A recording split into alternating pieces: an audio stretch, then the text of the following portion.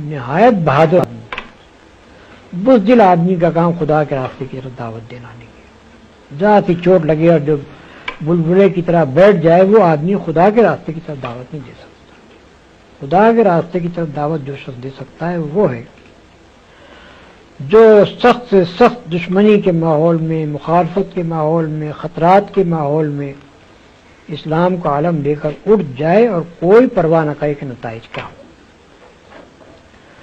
رسول اللہ صلی اللہ علیہ وسلم کی اپنی ذات اس شجاعت کا مکمل نمونہ ہے۔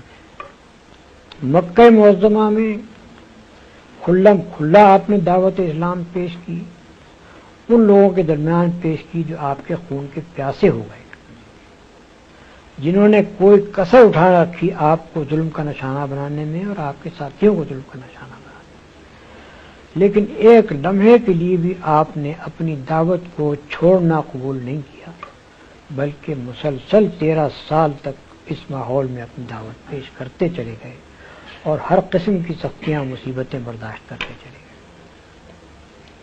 مدینہ طیبہ پہنچنے کے بعد جو حالات پیش آئے، بڑے بڑی خطرناک لڑائیوں میں جہاں کہ بعض اوقات صرف تنہا آپ رہ گئے تھے یا 2-3 آدمی آپ کے ساتھ تھے، اس حالت میں بھی رسول اللہ صلی اللہ علیہ وسلم کا قدم کبھی پیچھے نہیں ہٹا، بلکہ غزوہ حنین کے موقع پر جبکہ مسلمانوں کو تقریباً شکست ہو گئی تھی اور لوگ بھاگے چلے جا رہے تھے، اس وقت یہی نہیں کہ رسول اللہ صلی اللہ علیہ وسلم اپنے مقام پر رہے، نہیں بلکہ برابر آگے بڑھتے چلے دشمنوں کی طرف، اور اس بات کو چھپایا بھی نہیں کہ میں کون ہوں۔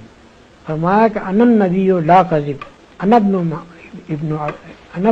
عبد المطلب، میں نبی ہوں، جھوٹا نہیں ہوں، میں ابن عبد المطلب ہوں۔ یا دوسرے الفاظ میں آپ نے عین حالت جنگ میں، اس وقت جبکہ آپ بالکل 2-3 آدمیوں کے ساتھ تنہا رہ گئے تھے اور دشمنوں کے نلغے میں تھے، اس وقت بھی علل اعلان یہ کہا کہ ہاں میں نبی ہوں۔ تو اتنا شجاع اور بہادر ہونا چاہیے اس شخص کو جو اللہ کے راستے میں دعوت دینے کے لیے کھڑا ہو۔ اگر کسی شخص کے اندر ہمت اور جرأت اور بہادری موجود نہ ہو تو وہ اس راستے میں کھڑا نہیں ہو سکتا، کھڑا ہوگا بھی تو اپنی بزدلی کی وجہ سے الٹا اس مشن کو نقصان پہنچا دے گا۔ بس یہ چند مختصر باتیں تھیں جو میں نے آپ کے سامنے بیان کی ہیں۔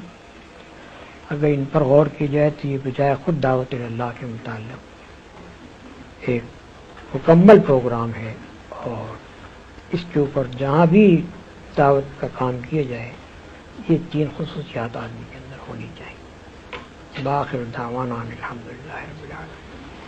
ہم آپ کا بھی انتہا شکریہ ادا کرتے ہیں کہ آپ نے طبیعت ناراضگی کے باوجود ہمیں چند لمحات عنایت فرمائے۔ اللہ تعالیٰ آپ کو صحت دے۔ امریکہ کینیڈا کے تمام حضرات دست بدعا ہیں کہ آپ نفاذ اسلامی کو اس ملک میں بھی اور تحریک اسلامی کو دیگر ممالک میں کامیاب ہوتے ہوئے دیکھیں۔ آمین۔ اللہ تعالیٰ ان دعاؤں کو قبول فرمائے اور ان کو جزا خیر۔ بارک اللہ۔